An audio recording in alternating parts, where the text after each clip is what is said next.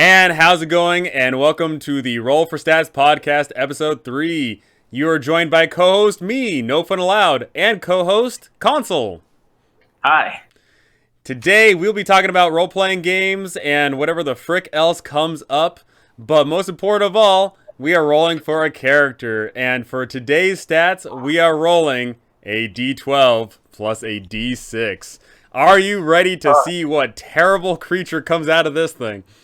There's so much variance here because I'm doing it down the line, right? I'm not assigning. You're doing down the line. So the first one's a strength, the second one's a dex, etc., etc.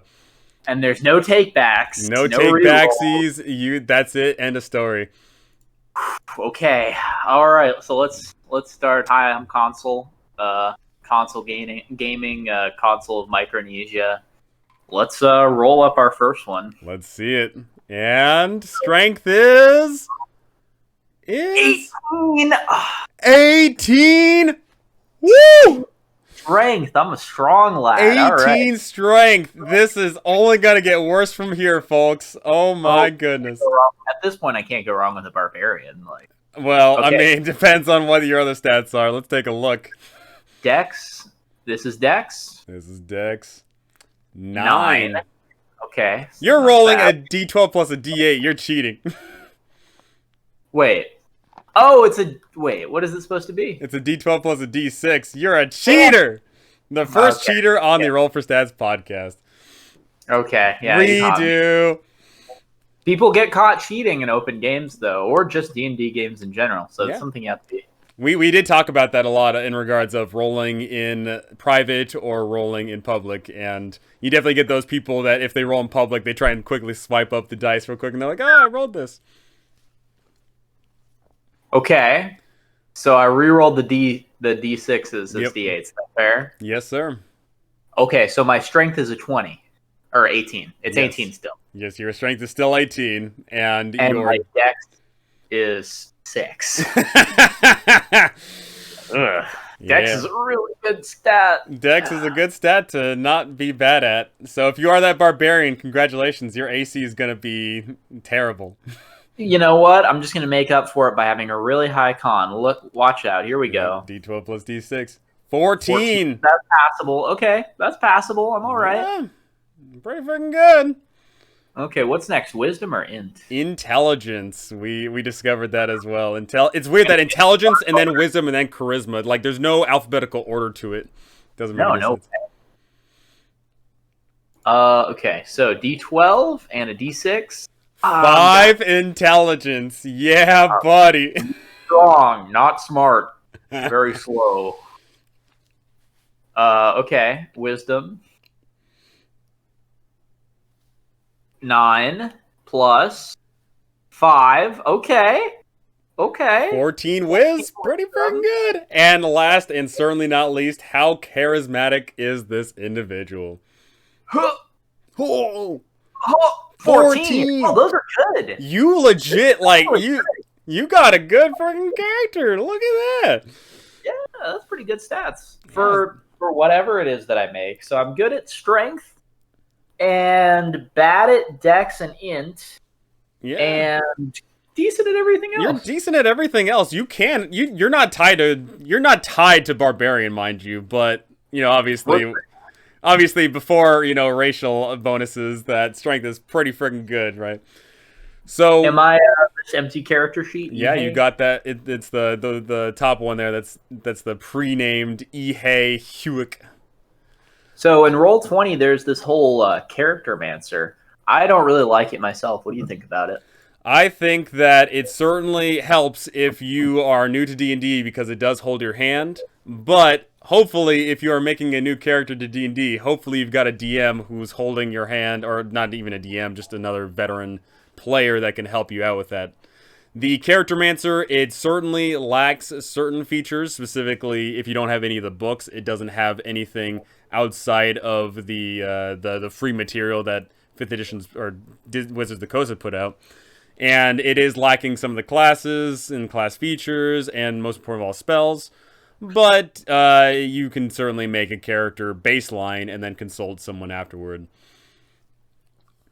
So, yeah, Yeah. There's a lot of things people get hung up, especially if they're new, when they get to backgrounds and there's only Acolyte. Exactly. Backgrounds is like, yeah. So, let's go ahead and dive into that, shall we? So, when it comes to the character, we always think of the character that they are as soon as they're adventuring, and background is this weird thing of, were they this all so many years ago, or were this literally up until right when the adventure starts? What do you typically see the background as? The background is your job. So there's different ones. So it could be up to your entire life, up to what you've been doing now, right before you adventure, or even what you continue to do in your downtime. Or it could be what you did, and I was a sage in this far off country, and now I've completely abandoned that. It really comes down to the character, to the player's choice. Yeah, I know some people like to, they try to adhere as much to the rules as possible, so they get hung up specifically in 5th edition when there is no rigid rule structure on how that works. How did your character become the class that they are? How did they get the background that they have? There isn't anything in regards of rules regarding that. You just simply have them. So people that are newer, or people that specifically like that structure, definitely miss out on that in 5th edition. But people that like that creative freedom and the ability to forge their own destiny certainly like that ability to pick and choose whatever they desire. So it's definitely interesting, my stat lineup here. 18, 6, 14, 5, 14, 14, right? Yes, sir. Oh. And Wow. man, that's glorious. Glorious. My first thought, Ban Array Fighter was Purple Dragon Knight. I could be a really dumb a dumb himbo. Absolutely, you could. Like our hosts. You could. You got all the stats to be a himbo. That's for damn sure. I'm strong, but I'm charismatic. I'm strong and charismatic.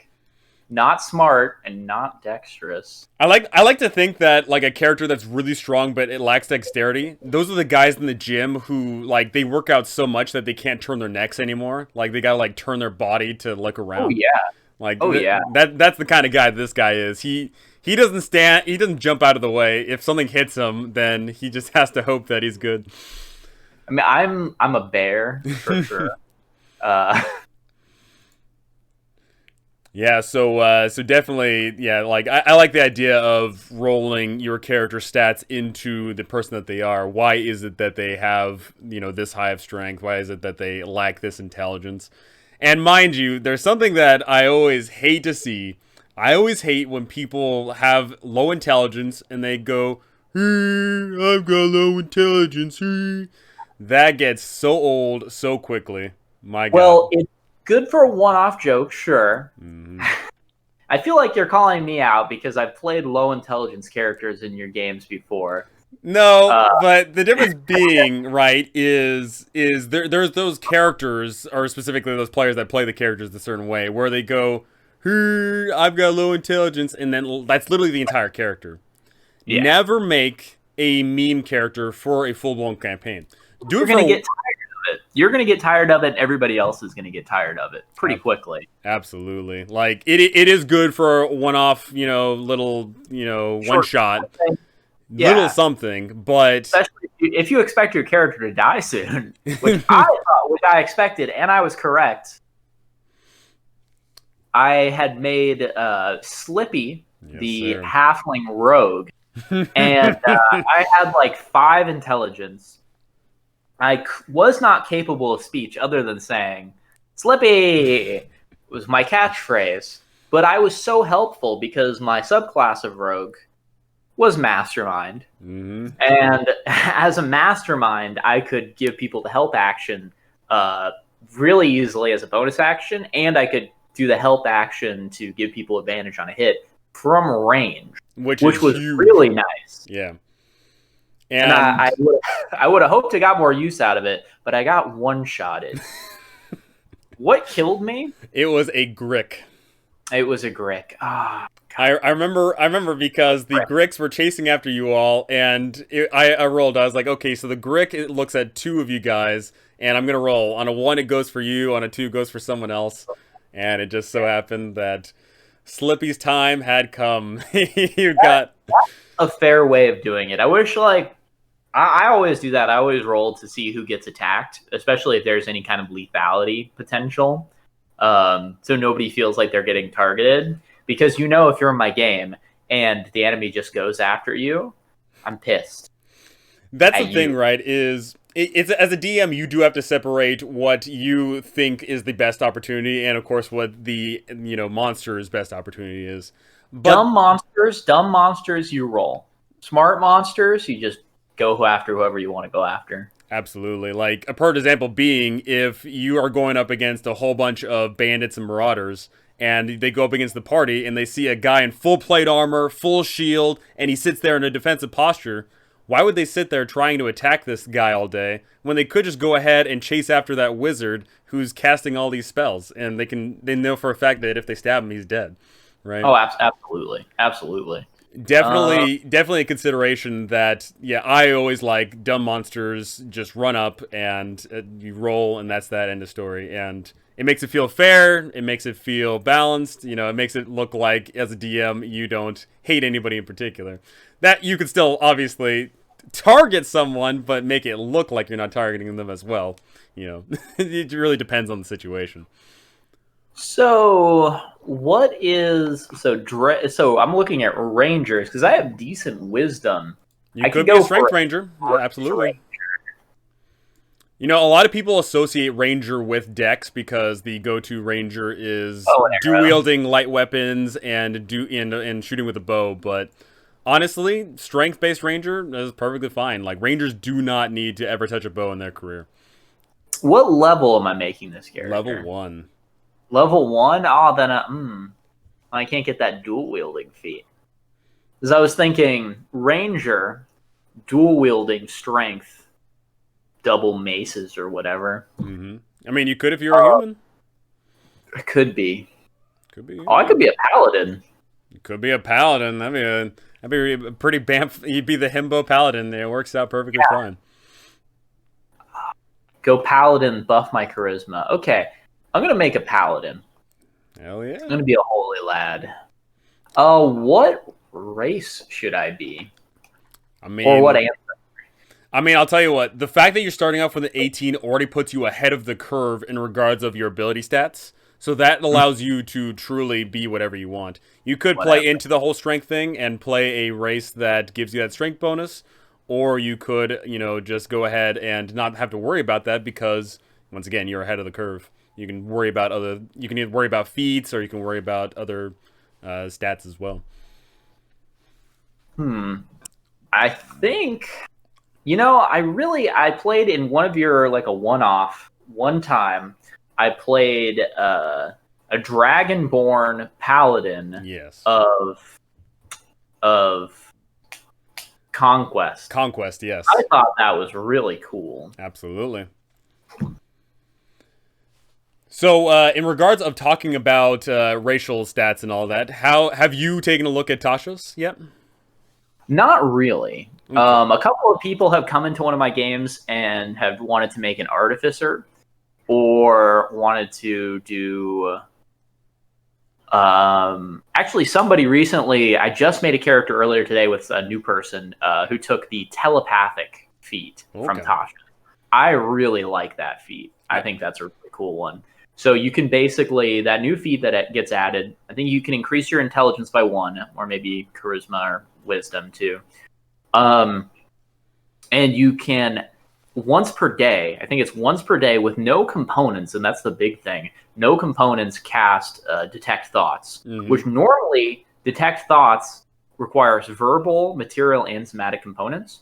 Being able to, which means you can't go up to somebody in like a pub or follow somebody around and then try to detect thoughts to read their mind. Yeah, you'll start waving your hands around. They'll be like, no way. You're pulling out like a pinch of like rat tail and you're like snapping it and waving your hands in the air and chanting in Latin. You Like you can't do that. So being able to do it without any components is a really big deal. Absolutely.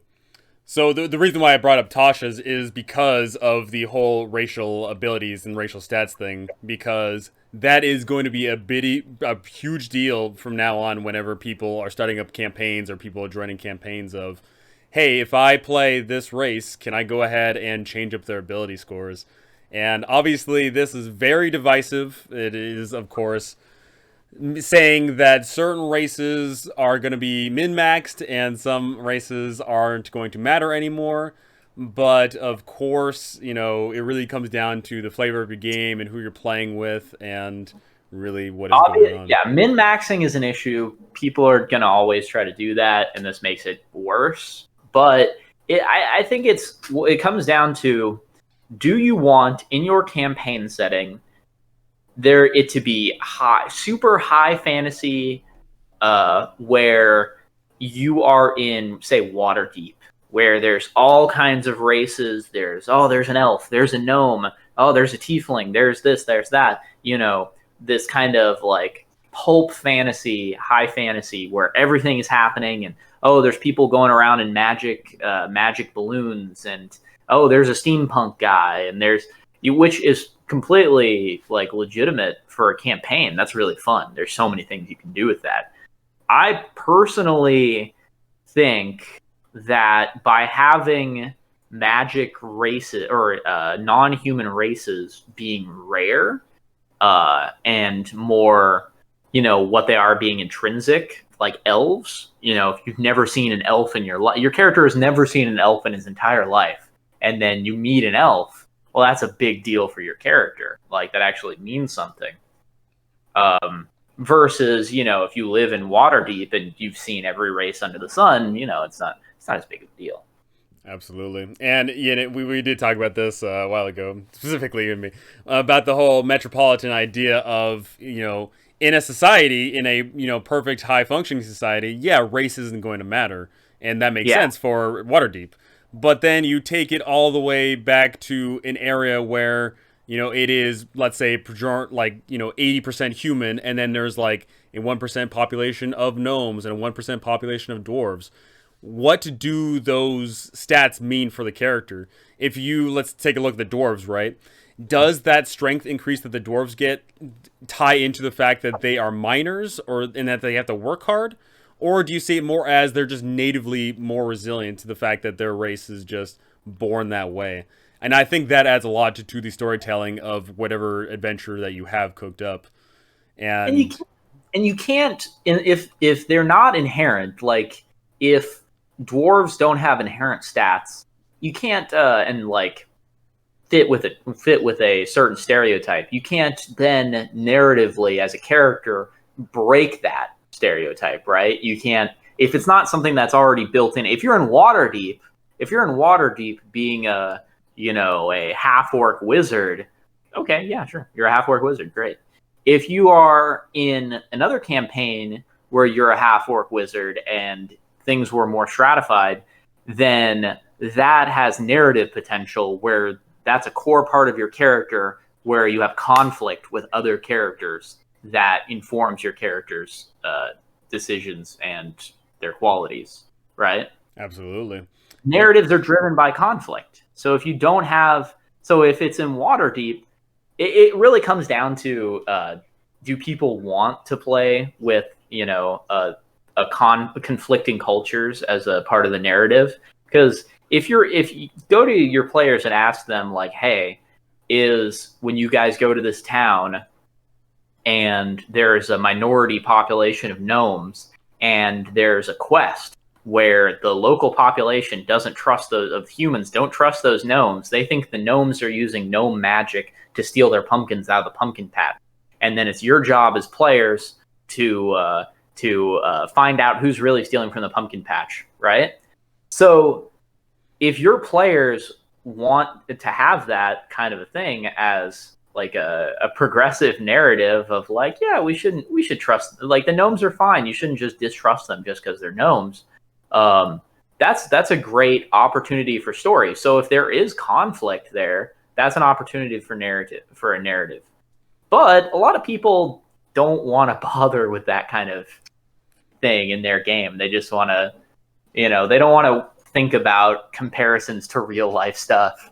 And they don't want to have that kind of ideas, which is also totally valid. If you don't want to think about how whatever Aarakocra, get their wings clipped in this one city and it's illegal to fly, because that, Yeah, absolutely. And I do think that it is important to have those conversations, whether they be about, the fantasy world or in real life, because it, having those themes does open up the conversation outside of the game of, do these themes affect us and what do they mean to us and all that? There's a lot to dive into that. But, and if you're playing with a bunch of randos online, you probably don't want to get into that. Oh, absolutely not. Absolutely so, not. I brought up Aarakocra. You don't let anybody play Aarakocras in your game unless they have clipped wings. Correct. Can I be an Aarakocra? Screw you, no. Mind you, these characters will be used at some point. I know for a fact that there will be a roll for stats, series of one-shots where we use these terrible characters. All right, I want to be a glory power. Heck so yeah. That just came out in Tasha's Cauldron of Everything. That just came out. Yes, sir. I'm definitely going to be glorious. Will you even give in? Yeah, Never. Absolutely. Absolutely. Those subclasses that came out, a lot of them are fun and a lot of them add a lot of uniqueness to the game. But something you'll come to find as you start reading through them more and more is that there is an inevitable power creep that comes with 5th edition. And it sucks that that is the case, but that is quite frankly, how pretty much everything works over time. If you look at any card game, there's always power creep. If you look at any, shooter, there's always power creep. And you have to keep people interested. Absolutely. And I was thinking about this today, but the interesting thing about D&D in particular is there is this huge market for D&D, but when you sell a product, you're typically only selling it to 1/5 of your consumer base, right? Specifically with these modules. When you're selling these modules, everyone enjoys these modules, but only one person is going to buy the product one time, and that's it. And so it makes sense that they have to sprinkle in through the years that these player supplements to at least get more people buying them.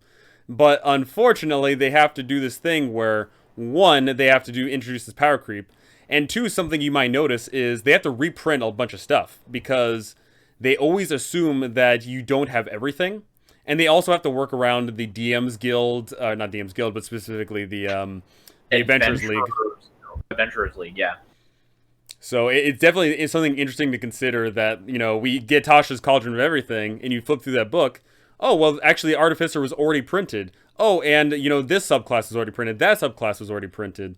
It's weird, and it sucks, but I don't know what is the perfect solution for how Wizards of the Coast has to handle selling a product because you need to sell a product. They keep doing what they keep doing what they're doing, and all the players and DMs will make it work. And if something doesn't quite work, we can kind of fix it how we want it. Absolutely. I'm going to be a centaur. Sure. Centaur. I am going to be a centaur, and I don't have my subclass yet, but when I get my subclass, I'm going to be a paladin of glory. A glorious centaur that rides forth into glorious combat. Oh, he has a long, flowing blonde mane and blonde tail. Absolutely.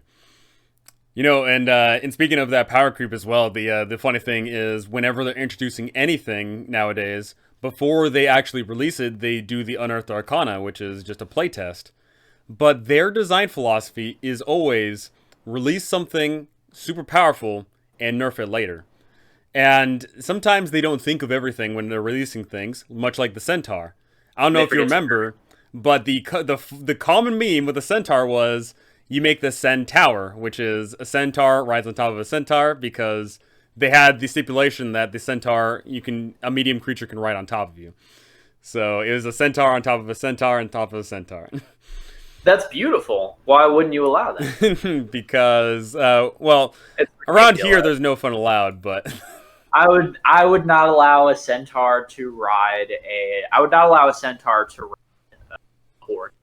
However, I would allow a centaur to use a lance. Yeah.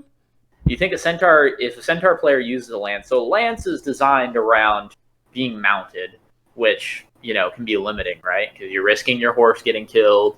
Can't go into dungeons. Can't fly around or climb on stuff. So lances being the best damage for a one-handed weapon, a D12, really, really strong.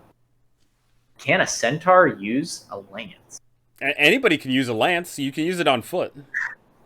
Yeah, but you would have disadvantage. So no, you have disadvantage if they're within 5 feet. Yeah. So so the idea is you run up and then you poke them and then you run away. But you can't use it one-handed unless you're mounted. Correct. So you do use it two-handed. Can a centaur use a lance one-handed?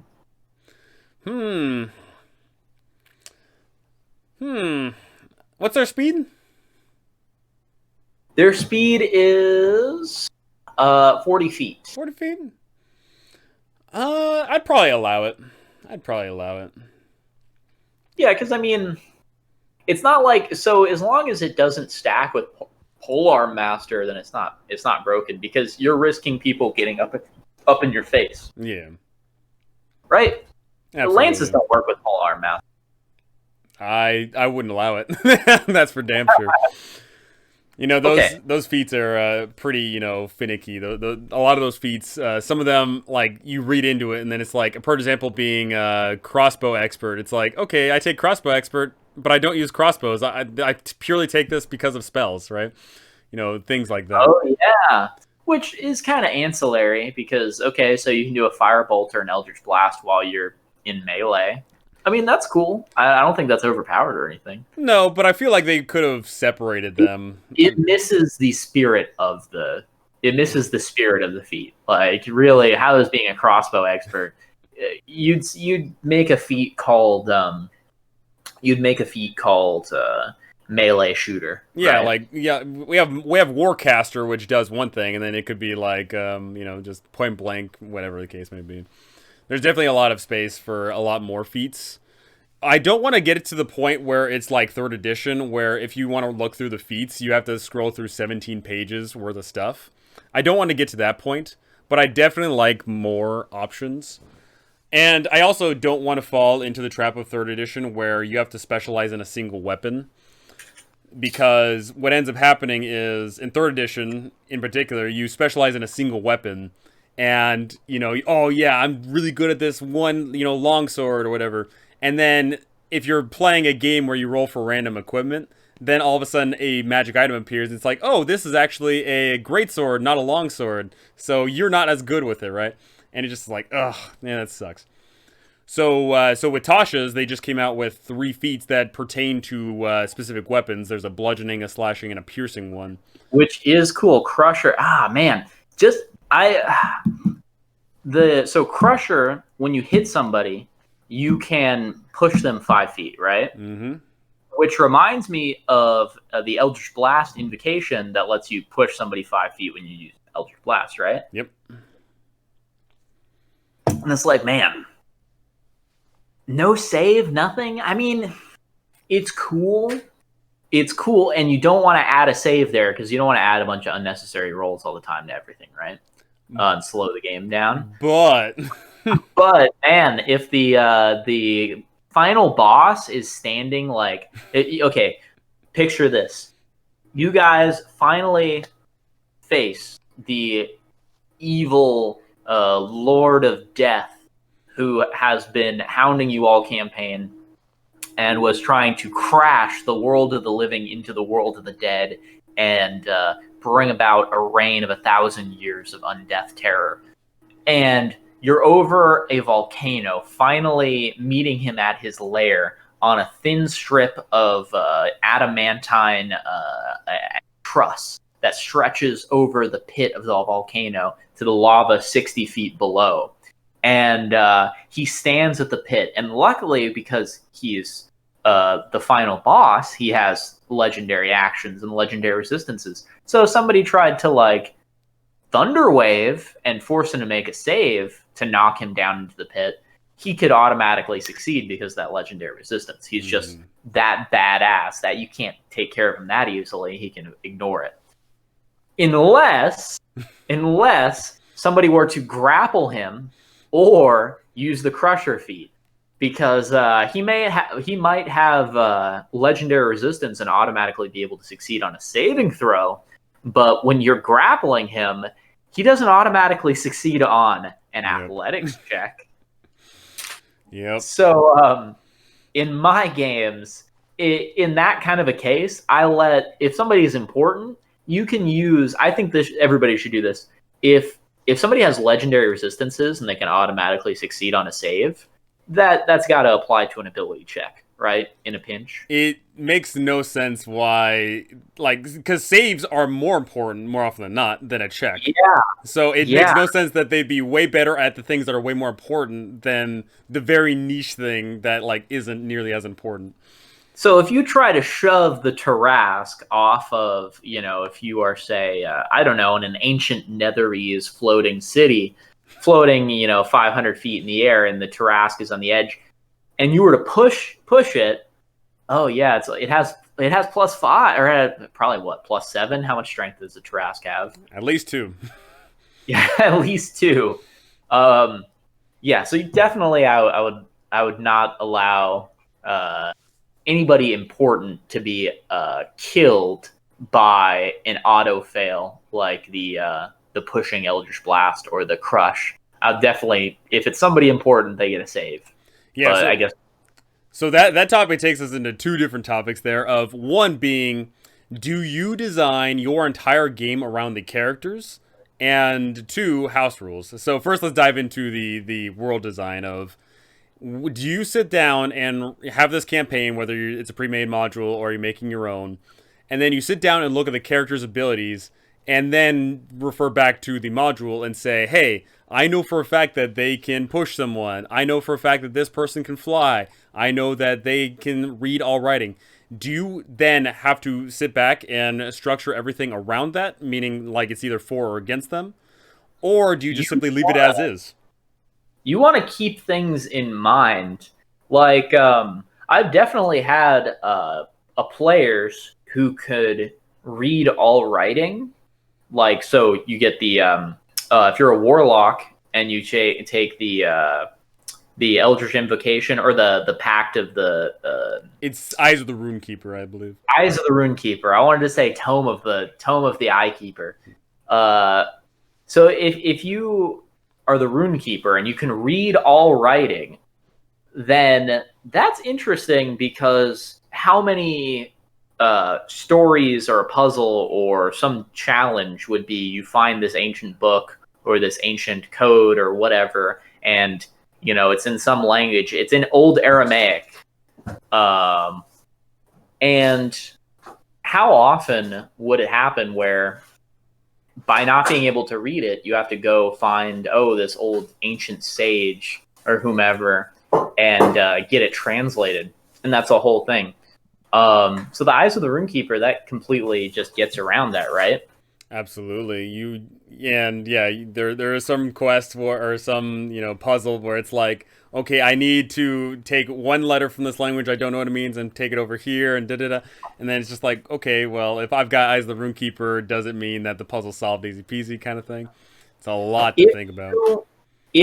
So what you need to do is you need to keep that in mind, and sometimes you have to say, oh no, this is in a code. You need a special key to decipher this. Mm-hmm. Or, oh yeah, this ability doesn't work here. Or, oh, you're a spell sniper? Well, sorry, but you're in hilly, mountainous terrain. You can't try to shoot at somebody from 800 feet away. But if you do that, you have to keep that in mind and remember to reward them for having that ability otherwise. Because if they only get 2 chances in the entire campaign to use this special ability that they have, and you just screw them out of it and they can't use that ability, they're going to feel so bad. So you need to, if you're going to do that, where you work around your player's abilities, oh yeah, this the evil king that you're trying to that you burst into his throne room and try to slay the evil king. Well, he has this bodyguard. Okay, the bodyguard is a level 15 fighter or whatever, yeah, you tried to like move in and out as a rogue with your bonus action disengage. Well, guess what? He has Sentinel. And that's fine. But you can't if you do it all the time. Their players are just gonna feel unfairly targeted. Oh, absolutely. So yeah, so we brought up those niche things like Eyes of the Runekeeper and Spell Sniper, but what about the everyday thing? Like, for example, I don't allow Aarakocra because flying is a huge workaround. Oh, Right. Aarakocra is tough, man. If it's based on your campaign, because if you were doing like, I haven't played Dungeon of the Mad Mage, but if you were playing something that was strictly dungeon crawling, you could rule that flying in a confined space is more difficult or something. In which case, I would allow Aarakocra. I want to lean towards it being okay, but then again, in games I run, generally you can't play rare races without being really lucky and rolling for it, or you have to find them first. They might not exist. So if you're gonna have Aarakocras, I would say let your player play an Aarakocra, but you've got to occasionally, like 1 out of 3 times that they're going to like really, really take advantage, something negative might happen. Like, oh no, you fly up over this pit to scout out and you're separated from the party. Wow, you're going to get attacked by like 5 flying creatures. If you don't like your player's choices, just kill the character. Or, hopefully just talk out of game. But, killing characters is always is a solution, I guess. So the next thing then is the house ruling bit of 5th edition is the most popular game of all of role-playing games because it is simple, it is easy to pick up, the rules are great. But the thing is that every single DM, to my knowledge, every single DM I know house rules something, and it can be super minor in regards of, instead of a potion being a action to drink, it's a bonus action, to, of course, where we have gone to, saying that abilities key off of certain areas and, et cetera, et cetera. So in your opinion, how much house ruling is too much house ruling or not enough house ruling? Like, what are your thoughts on this? Never enough. Enough house ruling. I'm really bad about this. I house rule so many things. I have so many house rules. It's probably people would hate me for it, but when I first ran my first D&D campaign, I didn't know anything about. I thought it had to be in a particular setting that was established. I didn't think like, you make your own setting or you make your own kind of campaign. I made my own campaign, but I didn't make my own setting, and I knew a lot about the Warhammer Fantasy universe. And I didn't know that there was a Warhammer Fantasy RPG or how to play it. And I had played D&D 5th edition.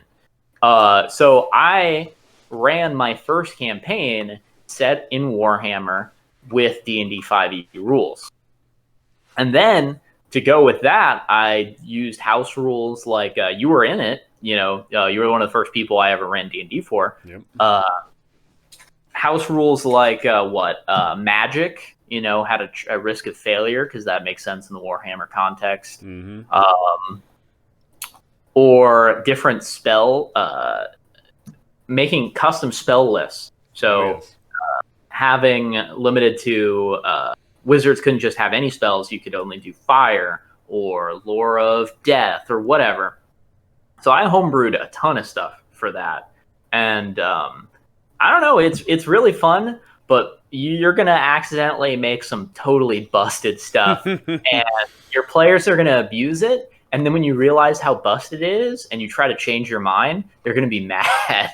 Yeah. So that goes back into the whole, Adventures, not Adventures League, but Unearthed Arcana thing where people hate getting nerfed. And it sucks because people need to be nerfed sometimes. Sometimes something's way too strong, but you sit there and tell them, hey, this needs to be nerfed, and even if they know for a fact it's it's too OP, and in fact that might be a reason why they're playing it, they still get angry. Absolutely. Oh, I had a player in one of my games who was playing something, and he literally said, like, I think word for word, this spell is OP as shit. And he said, I'm purposely not going to use it more than a couple of times because if I use it any more than that, it'll be so completely broken. And then I fixed it, so he deleted the character. Yep. We've been there. You sit there and you're like, that's honestly the worst part is when you write something down, whatever this rule may be, whether it pertain to character development or spells or whatever the case may be, combat in particular. Combat's one of the biggest ones. You sit down and write, and you think that it looks awesome, and then you run it through a couple of times, and then you notice the kinks. You notice that something's wrong with it. And this especially sucks when you're running a campaign, because halfway through a campaign, you sit there and say, okay, this isn't working, it needs to change. And a lot of people's ideas are already mixed up about this, and then people are going to get angry about it, or they might like the new thing, but one thing to always consider is there's two things people hate. They hate change, and they hate the way things are, right? So you can't win in that sense. But the best thing to do is to recognize the mistakes that have been made and move on. That is, without a doubt, the best thing to do. So I'm going to be an athlete for my background. Okay. So I'm going to have acrobatics and athletics. Heck yeah. I have 20 strength at level 1. This is the first time this has ever happened to me. Yeah, and that only happened on a D, because you rolled max on D12 plus the D6, so and the D6, yeah. That's huge. That's I mean, that like the whole rolling for stats thing in particular, that is definitely something that's in contention with a lot of games, because that also goes into the whole people don't like being nerfed thing. People don't like starting off with a weak character. I personally like starting off with a weak character, but I know a lot of people don't. With me, it's tough. You can't do it if it's going to be a long-running campaign where the same characters forever. It's got to be something where there's some lethality, which I think the only campaigns, as I've been in a bunch of campaigns, the only campaigns where I've ever seen anyone die was your campaign, the Frontier, the open-ended one, which I'm sure we're going to talk more about later. Yes. Oh, yes. Tons of death, and I died several times. Yes. And Stan's game, but Stan's game, somebody, as far as I remember, a person only died because of their own stupidity. That is a great story to tell. That's a great story. You guys should talk about that. I think it would be unfair for me to tell the story since it was his game. Yeah, absolutely. We'll definitely do that. It was sure. kind of about me. I'll only say the person died to spite me. He tried to kill me because, yeah, it was spite. It deserved it. Yes, he did. But most games, nobody ever dies. Not in 5th edition. In 5th edition, natively, you do have to, air quote, work for it to get killed, because of the whole idea of there's only two ways to die. Either one, your HP gets reduced down to negative your total HP, which at higher levels is insanely hard, or two, you fail 3 death saving throws, which, so the first one being the negative HP one, that gets very hard to do unless you are a 7 health wizard at level 5. Then it's totally easy to get attacked by a challenge rating 15 creature for some reason. That's totally easy to get killed outright. But then the second one being the death saving throws. The death saving throws one typically is easy because, as per written, it is a 10 and higher to succeed, which means you have a 55% chance to succeed versus a 45% chance to fail. 2, your homies can go ahead and just simply do a DC 10, once again, a very easy medicine check, to go ahead and stabilize them. And 3, as per written, there is no detriment to going down, because at any given point, anybody could cast a healing spell and you'll come back up, no problem. And yeah, it's too tough. It is as per written, it is air quote hard to get killed. Obviously, as just mentioned, both in combination of Houserules and death, we have certainly tooled that to a degree where it is far more likely to die. Because I truly feel like if death is at the front of your mind, if you know that there is death in the campaign, you are going to play differently. Versus if you know that it is not easy to get killed, it's hard to get killed. Yourself at any fight, like you'll just attack anybody, like you don't care. You'll do anything, and you won't think about the consequences, because if there is no consequences, then there's nothing to worry about. All right, I'm going to roll, and we got to talk more about that, but I'm going to roll for my gold, if that's okay. Yeah, that's how we do it. Okay, 5d4 for a paladin. 110 gold. That's all respectable. Right. Actually, that's fine. Respectable. That's pretty average. It's funny, because paladins in particular, they definitely like gold, but like the class likes the gold, but typically paladins don't like the gold.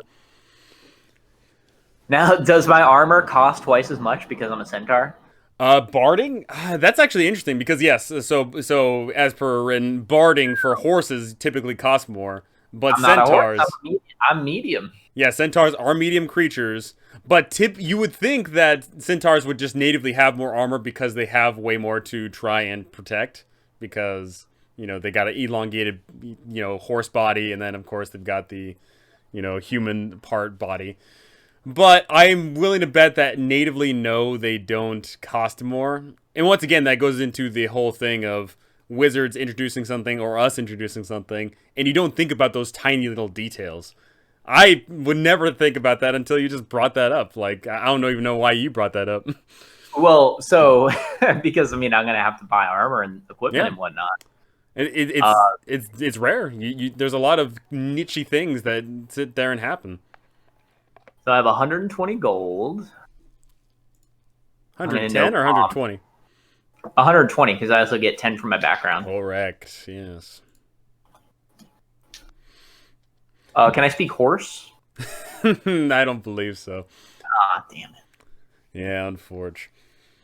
So, so going back to the whole lethality thing. So, very simple rule I've implemented in my tables is three things. One, it's a DC 11, meaning it's a flat-out 50-50 on the death saving throw. Two... Yeah, which is weird, because, if I may interrupt, yeah. You don't realize that it's not actually a 50-50. DC 10, it's slightly in your favor, because 50-50 would be DC 11. Yep. Number two is, once again, the medicine check goes up as well. But three, most important of all, the way it is lethal in my games is if you go down and you come back up by anything, whether you come back because of spells, whatever the case may be, you come up with 1 level of exhaustion. And the first time you go down and come back up, that's whatever. Disadvantage on ability checks, that's not that huge of a deal. But the second time you go down and come back up, you're moving at half of your speed. And then the third time you go down and come back up, that is disadvantage on all attack rolls, and most important of all saving throws. That is when you hit the spiral of death. Oh, that's so brutal. And, the campaign I've been running I haven't done exhaustion, so I don't do the exhaustion when you go down. Instead, I have a lingering injury table based on damage type, so you can get your arm chopped off if it's slashing, or you can get stabbed in the heart, which has happened if it's piercing. One of them is for slashing, one of them is decapitated. So you get a con save. That's a brutal one, though, because if you fail, you do die. Save or die. Yeah, pretty much.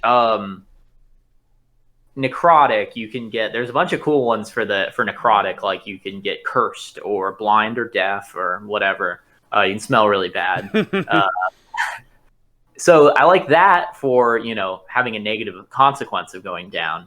But then as far as for lethality, in the campaign I've been running right now, it's DC 15 death saves, which is pretty damn dangerous if you go down, right, and no one heals you.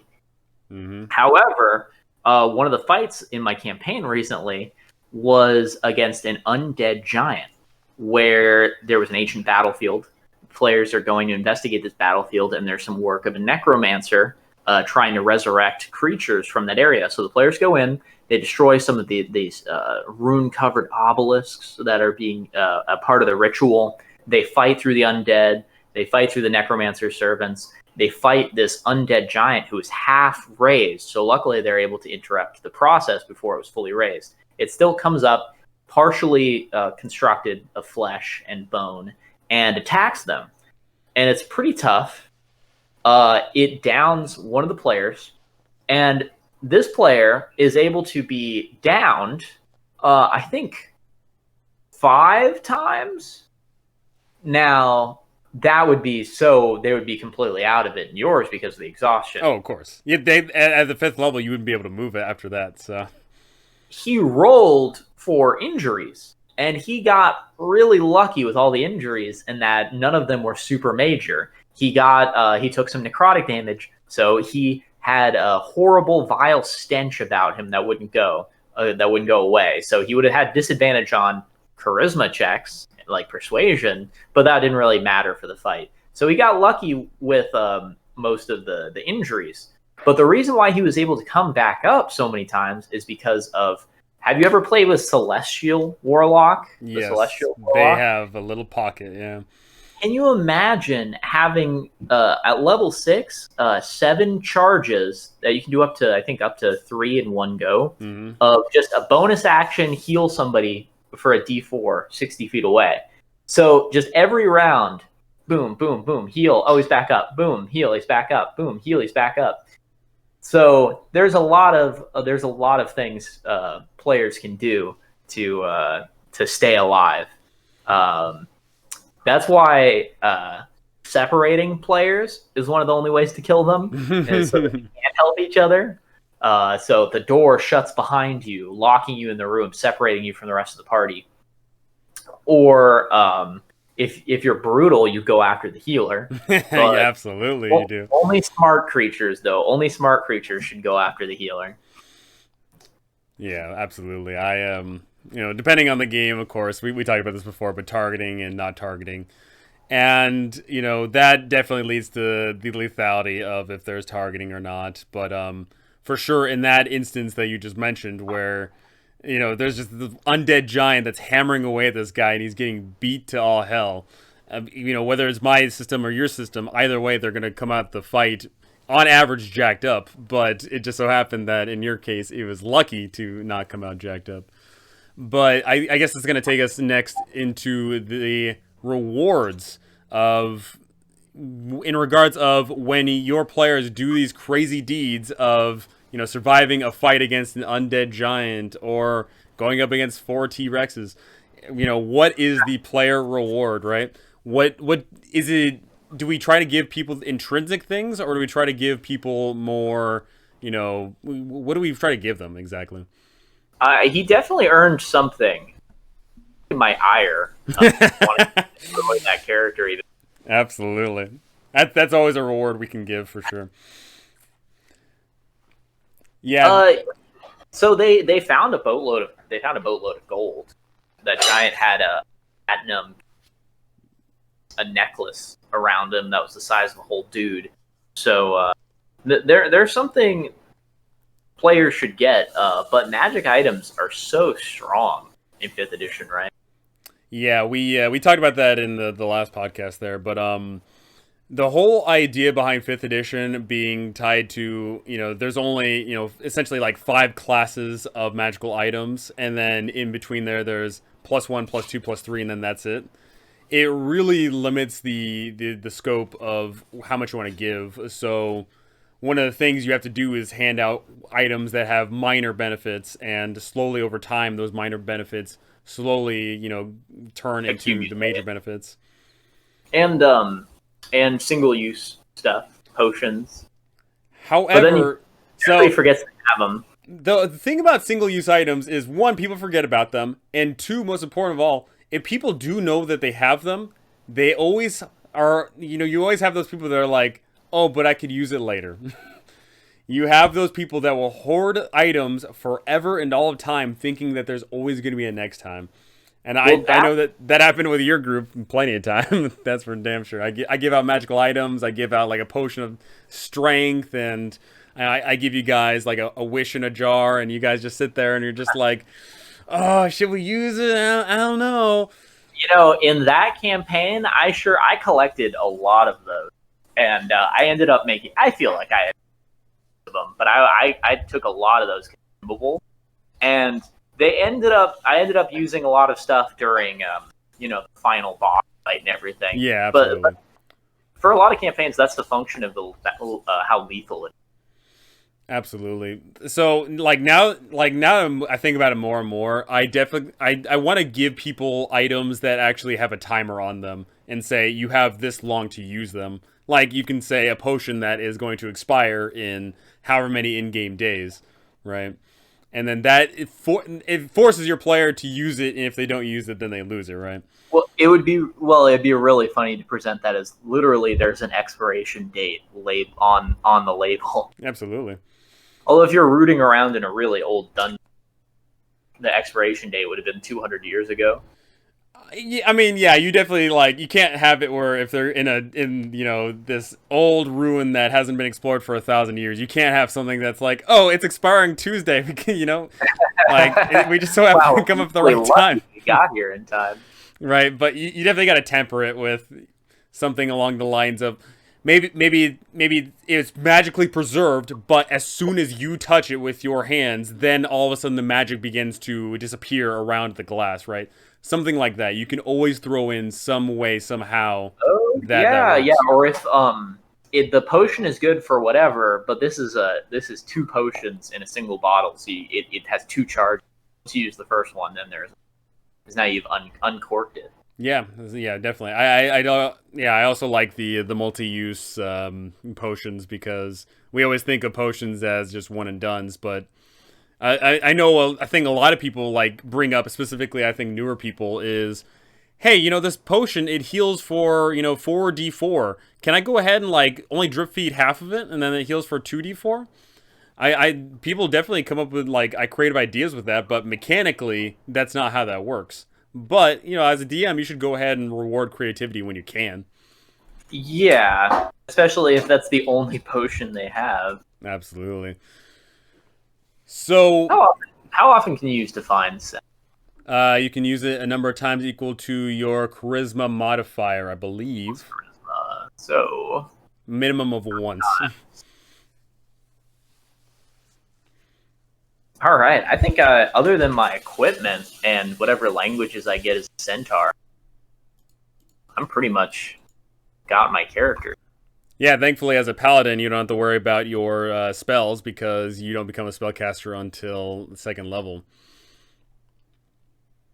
Yeah, so paladins are not front-loaded as much as some of the other classes, but at 3rd level in particular is when paladins are really popping off. That's when they're really hitting their stride. And this character in particular, your Trillander Glancelot here, being 20 strength right from the get-go is immense. That is tremendous. And going into different styles of DMing in regards of, we've DM'd, of course, many different games that have many different styles. We've, of course, run story-driven narrative games that focus on the 3 pillars of D&D, and we've, of course, been alluding to all of these games where it is a lot more about the exploration and the combat. And so I wanted to go ahead and discuss the different styles of DMing. Oh, look at it. A cat. Wow. Wild cat's appeared. By cat. So, yeah, so different styles of DMing, like I just mentioned, of course, we have DM'd so many different games with so many different styles, and there is no one style that fits all. Everyone does everything differently. Everyone likes different things. But, in regards of all the games you've ran so far, what is the styles that you appreciate more, and what do you want to see more from the genre?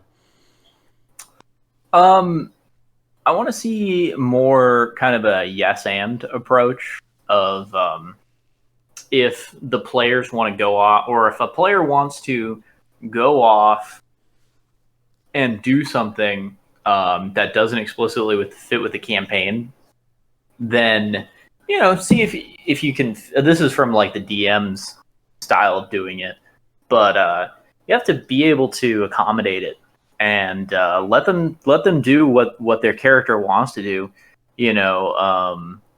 Whether it be they want to go around and spread the good word of, like, if they're a monk and they want to, spread their philosophy, spread the way, and get some followers or whatever. I don't know, something like that. It being more open-ended, and just if players want to use a spell in a particular way that's not in the rules for the spell, but if it's like, if it's a minor combat or just some out of combat thing and it's very minor, let them do it. Why not? There's definitely, a lot of DMs who sit in the camp of rule of cool every time, and then of course there's a lot of DMs that sit in the camp of no, no fun allowed. No fun allowed, right? Like, you can't just sit there and say rules as written. It says dir, and we can't go against the rules, right?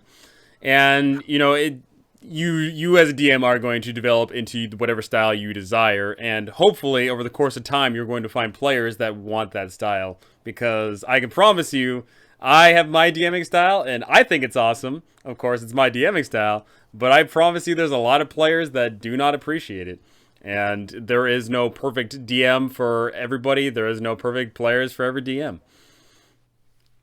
Yeah, another more broadly, for campaign style, what I would like to see is, I'd like to see more people running campaigns with lower stakes, because I think it seems like most people end up running campaigns, and most like homebrew campaigns where people make their own campaign with their friends.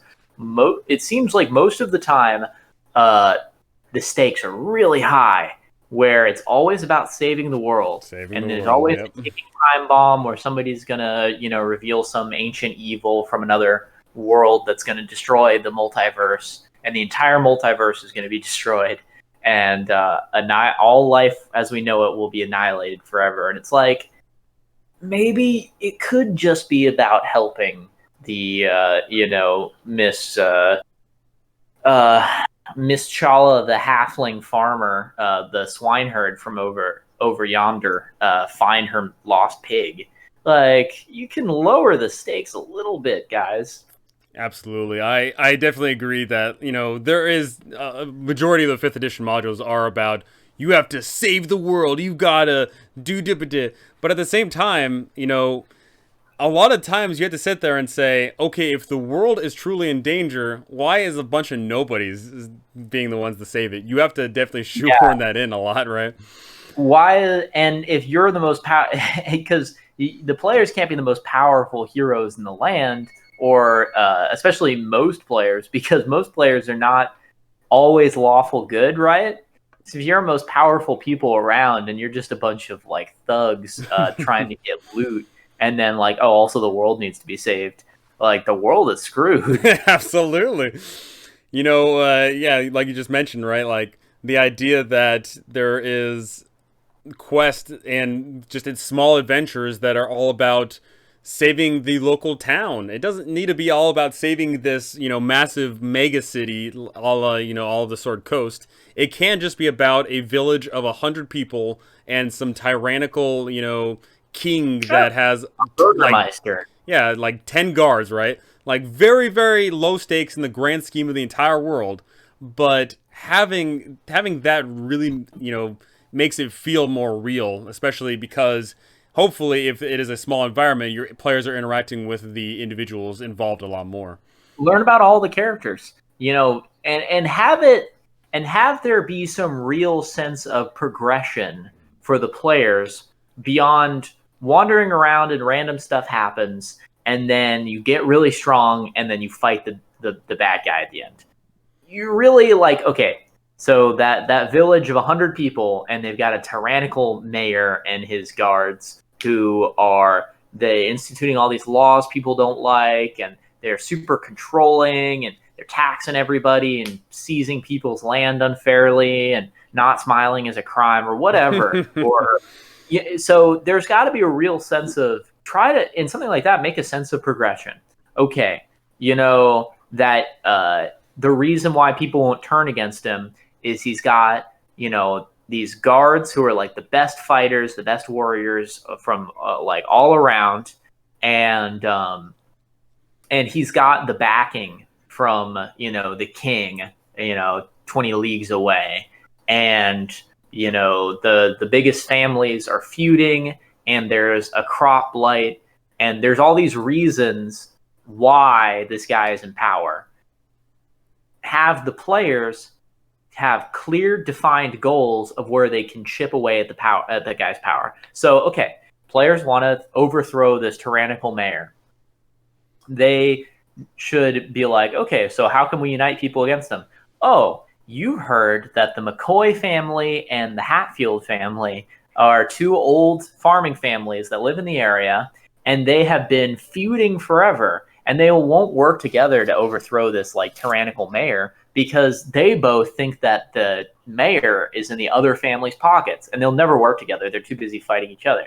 So maybe you go on a quest to help them, clear out the old cursed well that they used to share, but then it became cursed and poisoned, and each family blames the other. That's a whole 3 sessions right there where you find out like why they're fighting. You find the old well that's poisoned, and you just destroy the spirit down at the bottom of the well, or you go into the little dungeon inside the well where there's like a bunch of trolls living there or whatever, and they're poisoning the well. Whatever. There's 2 to 3 sessions where the players can really feel like they're progressing and accomplishing a goal towards the overall main goal of the quest. And that's like a level 5 quest, or that's like a level 5 campaign, but there's still plenty of content to be had there. Absolutely. I wholeheartedly agree that low stakes are more impactful. Saving the world, you don't think about the world. You don't think, like, in D&D Modern right now, we don't actually have a number of how many people actually live on the planet. On our world, in the real world, there's 7 billion people. You don't think about 7 billion people. It's impossible to think of that big of a number of saving that many people. And, then you even boil it down to, in this country, there's however many hundreds of millions of people. That's still too high of a number. Think small. Think in the dozens, think in the hundreds, think in the thousands. But don't go any further than that. It starts to lose its gravitas. You start to not think about everything. Maybe if you could break into the mayor's house or steal some of his confidential communications, maybe part 1 quest would be you have to somehow discredit this noble, this like tyrannical mayor in the eyes of the king of the overall kingdom. So you have to like forge a letter and send it to the king in his name and make him look bad. And then if he doesn't have the support of the king, boom, that's another item checked off, and you can chip away. Whereas most campaigns, it would be like, not a burgomaster, not like a mayor or whatever. It would be a king. Okay, so we're not at world-saving levels, but that's still pretty high stakes for Kingdoms, a kingdom. yeah. And then it wouldn't be you go around and do quests you wouldn't go around to do quests to undermine the king. It would be more of you travel around the king, or you travel around the kingdom, fighting random monsters that you fight, and fighting monsters and like assassins that the king sends after you. And then after you get strong enough, you break into the king's castle, and you kill him, and you kill his guards, and that's the campaign. And then, which is fine, but there's no sense of progression. Really think about how each step in the campaign reinforces the end goal. Absolutely. It could be as simple as, there's a bad mayor. Okay, we go to kill him. That's just boring. It's over. It's done. Like, save that for a one shot. Why that's not a campaign material, right? You want to have something that you want to draw upon. You want to have something that you build toward, and that is definitely something. There's going to be a ball. And you have to break into a ball, and he has the support of all the wealthy families in town. So maybe if you were to show up to his ball and embarrass him, transform somebody into a pig, and or whatever the player. Obviously, the players are the ones who come up with it, but everything should be a feeling of progression. Yeah, I definitely encourage having role play scenarios be the forefront of challenging the system, right? Because in fifth edition, of course, we get a lot of murder hoboism of okay, there's a guard, the king's got guards. Okay, if we kill the guards, then the king's not an issue. Or it could be along the lines of, okay, maybe you bribe the guards, or maybe you blackmail the guards, or maybe you do whatever. Having role play is a lot more rewarding, I think, than just okay, we kill them. That Well, gets so old so quickly. fighters and rogues and monks need some more out of combat, just like inherent abilities. Like battle master fighters get an ability where they can, I think, at whatever level they can judge one stat, like one stat of a creature. That should be all fighters. Like all fighters should, at certain levels, be able to assess one stat, or fighters of a certain level should have advantage on persuading lawful aligned creatures of military rank. Something like that. Whereas if you're not playing a spellcaster, you don't look at your character sheet and say, oh, well, I'm really good at hitting stuff. So I guess that's the solution of the problem. Yeah, that's been baked into D&D specifically since the beginning. Before there was a city, there was a dungeon. Your character sheet was all about killing monsters, and no one thought about the roleplay ramifications in that first edition. Or it wasn't even called first edition, of course. It was just, D&D. But that's sadly been grained into the entire system, where a lot of times you don't think about the roleplay ramifications. Yeah, you've got 3-4 social skills on your character sheet, but that's it. More often than not, most classes don't get anything that pertains to social skills. And like you just mentioned, it should be that fighters should be able to persuade other, aligned people of their own class. And then you should have a thing where barbarians are able to talk to a more savage peoples, and you can go down the entire list of every single class having something that ties them to the world, because having a social skill, or maybe even not having a social skill, that itself could be part of what makes that class that class. Maybe barbarians should get they have an ability called Invoke Superstition. Yeah, absolutely. Yeah, you can always make commoners fearful of wizards. Yeah, absolutely. That is actually from Astonishing Swordsmen and Sorcerers in Hyperborea. There is some classes that abhor magic because magic is scary. In that system in particular, magic is very scary, mind you. In 5th edition, magic is weird in 5th edition, right? It is insanely powerful, and yet why is it that almost no one can possess it? It's one of those things where you don't really think about how much a character has to go through to get magic. Whether that be selling your soul, or you're just born with it, or you strum a guitar and you can do magic, right? Like, we don't think about how hard it would be to actually attain this magic. But once you have this magic, you are leagues above the common folk.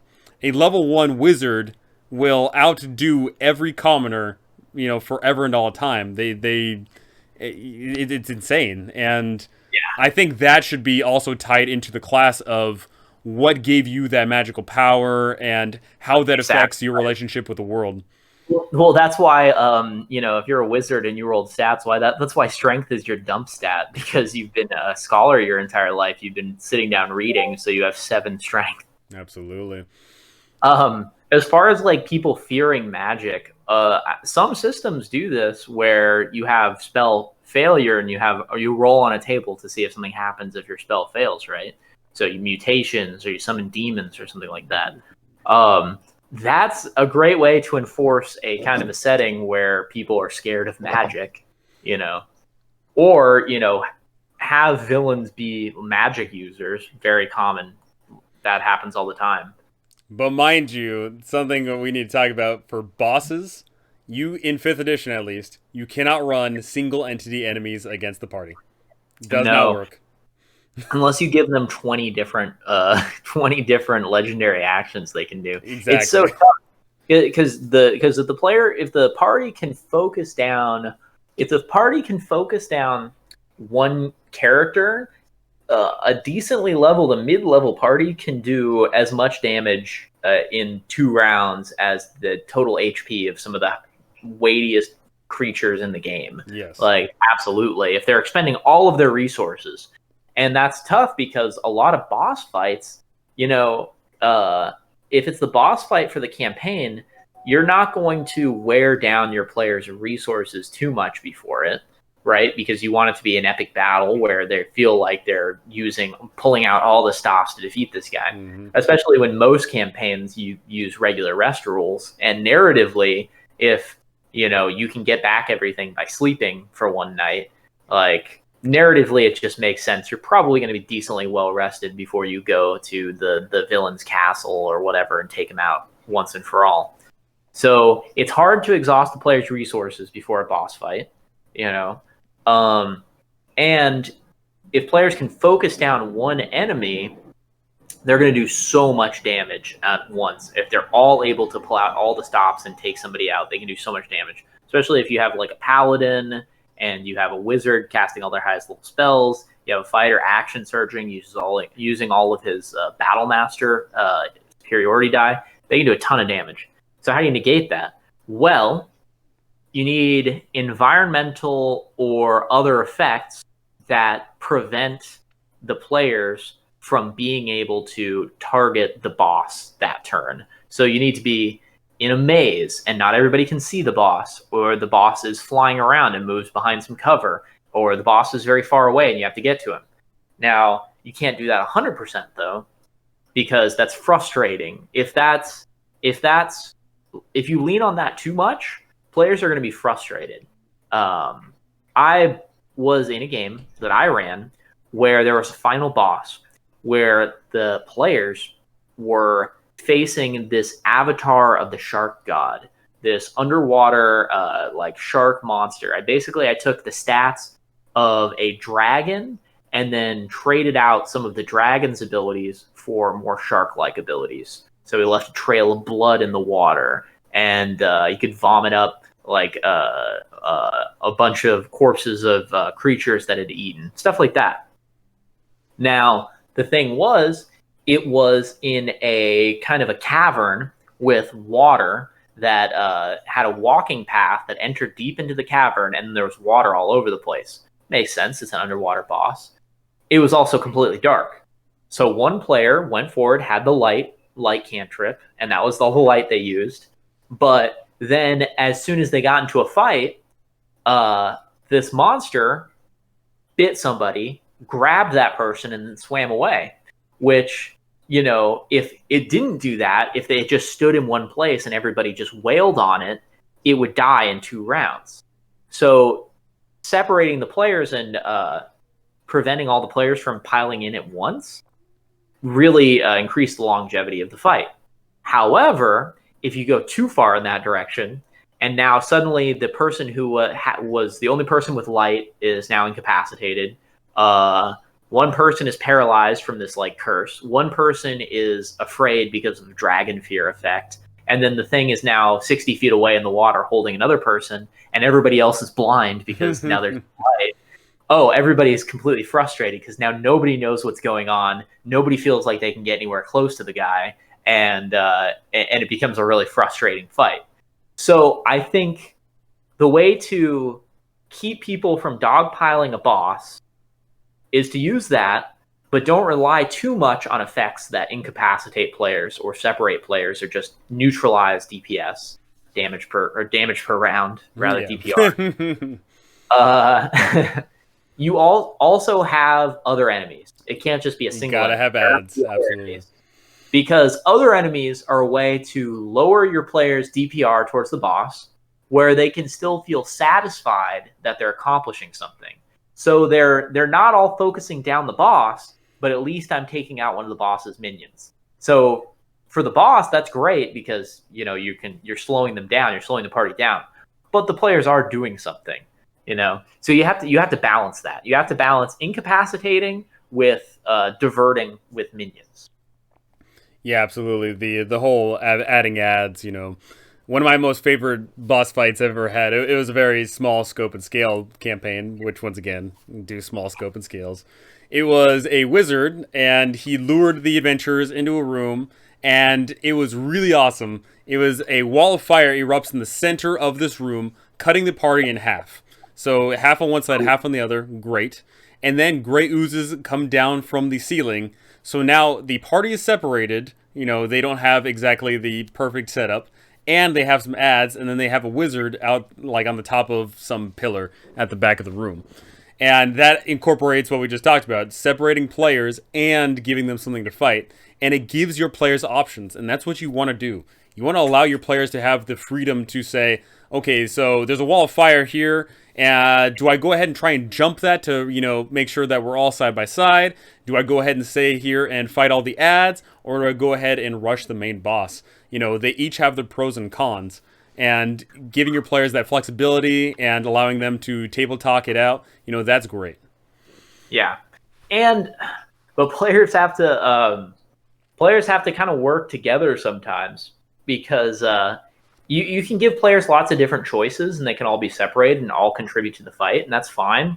But sometimes you'll be in that situation, and then one player will run off ahead of everybody else and get into the most dangerous situation possible with no backup, and now they're gonna die. Yep.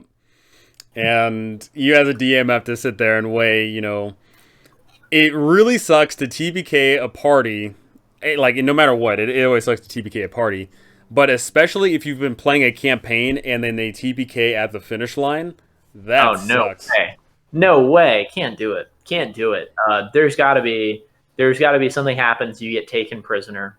Don't have an NPC come in and win the fight for you. If you lose, for sure. Don't cheapen a future victory by having like an NPC do the work for the players. But if it's a TPK, I hate TPKs, man. Don't unless they really make a bad decision, unless they're really dumb and really reckless. Like there was this one time where there was these adventurers in an orc dungeon, and one of them ran and opened up a door.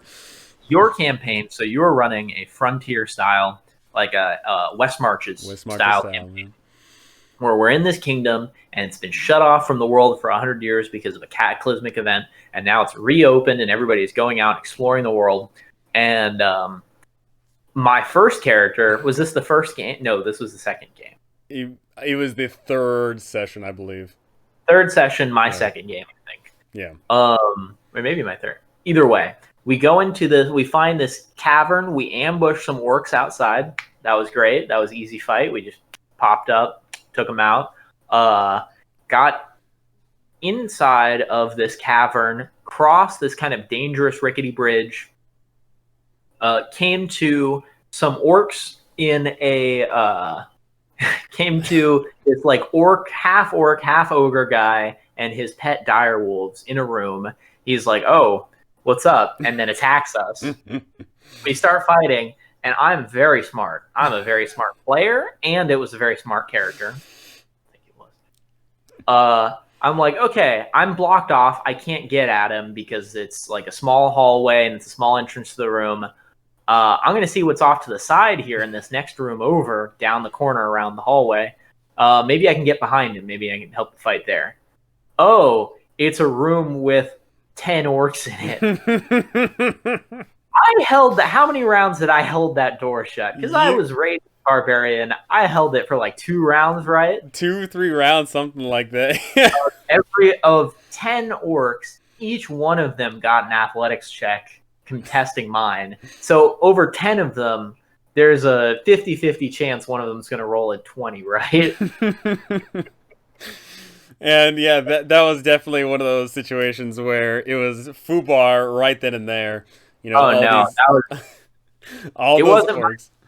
It wasn't my fault. You know, if my party had just stood aside and let me fight the ogre orc guy, it would have been fine. But I had to open that door. Absolutely. And, you know, adventuring out into the unknown and, you know, exploring around, knowing your environment, especially exploration during combat is definitely a funny one because we always think about exploring these dungeons and not being an initiative, but realistically, that's how actually dungeons used to operate. Dungeons used to be on timers. Dungeons used to be on Oh, rounds. so there is a system called Old School Essentials Mm-hmm. that I use the dungeon crawling time rules, Yes, sir. where every 60 minutes or hour is a turn. It's either called a turn or a round. I think they call it a turn. Yeah, I want to say they call it a turn. And every 60 minutes is a turn. Or you split it up into 10-minute increments. Maybe every 10 minutes is a turn. And every 10 minutes, you can do one kind of group action. You can move so far based on your the speed of your slowest person. You can search an area. You can rest for 10 minutes. You can get into a fight or solve a puzzle or whatever. It's pretty easy to break up dungeon crawling into 10-minute chunks. Yeah. And it's assuming you're being slow and careful, and you're not going to be reckless or step into any traps wantonly. And by doing that, you can, and splitting it up into 10-minute chunks and making it clear to your players that you're splitting it in 10-minute chunks, you can A, make it clear what kind of passage of time is going by. B, you can roll every 10 minutes, and you can roll to see if there's a random encounter. In that, you roll a d6, and I think it's a 1 in 3 chance, so on a 1 or a 2, most of the time, that there's a wandering monster. Maybe it's a 1 in 6. But you roll every 10 minutes to see if there's a wandering monster encounter. And what you can do by having that is that there actually is a sense of urgency in a dungeon where players are going down in there and they can say to themselves, okay, we can search this area thoroughly and search this room and try to find a hidden doorway, or we can keep going, but if we stay in an area longer, we're risking something coming up on us. And it doesn't have to be a monster. It could be that there is very small amount of poison gas in the air, and every 10 minutes you spend in there, you have to make a con save. Or, every 10 minutes, the whole building, the whole dungeon shakes, and there's a chance that falling rubble falls. Anything so that there is a penalty for spending time doing so. Absolutely. And you say it's a penalty, but it sounds a little bit harsh, but I mean that is what it is, right? Yeah. You leave it up to chance. You make it clear that it is not up to chance. You in this dungeon, you have rooms where there is monsters and then there is these traps. But in addition to that, you also have these outlying factors of environmental hazards, of wandering monsters, etc., etc. And that adds to the sense of danger, and it just means that there's actually failing to do something means something, because there's the whole concept of taking 20, taking a bunch of time to just do something, and then you should succeed. And there's been cases in campaigns I've been in where I try to do something that's an ability check, and I roll bad and I fail, and there's literally no reason explained or in universe why I couldn't just immediately try again. I picked the lock. Trying. Yeah, why wouldn't you just succeed at picking the lock? So there has to be some penalty for failure. And one of the best ways of having penalty for failure is, you make these checks over a 10-minute period. And you could keep trying to check again, but if you stay in one room searching and searching and searching and searching, a monster is going to come along. Or a trap is going to be activated, or the poison gas that's in the air is going to hurting you. There's got to be some kind of risk reward that you're going up. Absolutely, and I definitely think. So one thing that's good about that in particular is if you go down that route of having these random environmental effects or monsters or whatever, you don't have to absolutely load up the dungeon that you have. We know typically when you're making these dungeons, you sit down and think to yourselves, okay, they're gonna come through here, and I need there to be this many monsters. I need there to be exactly this many traps. But instead, you can go ahead and lighten the load a bit and allow it for it to be more natural, because that's exciting for you as the DM as well, because you don't know what's gonna happen. And as a DM, sometimes you want that random factor. Sometimes you want to not sit there and say, oh, you guys got into that fight. Well, that wasn't me. That was because of you.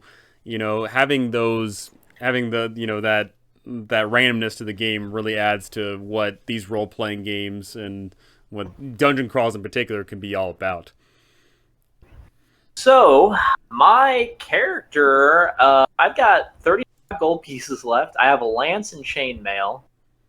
Let me go ahead and grab a shield. Shield's pretty good. How much is a shield? 10 gold. Shield is 10 gold. 10 gold. So I got 25 gold. I've got some personality traits. So he is a very sweet centaur. He's noble and good-hearted, but he's very ill-mannered, and he doesn't have any kind of understanding of like why philosophically good is good and evil is evil, or he has no real he doesn't really understand, but he knows deep down what right is. Yeah, with a 5 intelligence, you're not a philosopher, but you can. There's always things you can always paint as, I know this is correct, I know this is incorrect. Simple as that. And once again, that leads back into, if you have low intelligence, don't herpy-derp. Your wisdom also ties into the person that you are. Your charisma ties it. So charisma is something that, I don't know why this perpetuated for so long, but everyone automatically assumes that charisma is just purely about looks. No way. That's not the case at all. Charisma is a force of personality. You're some might have called it mana at one point.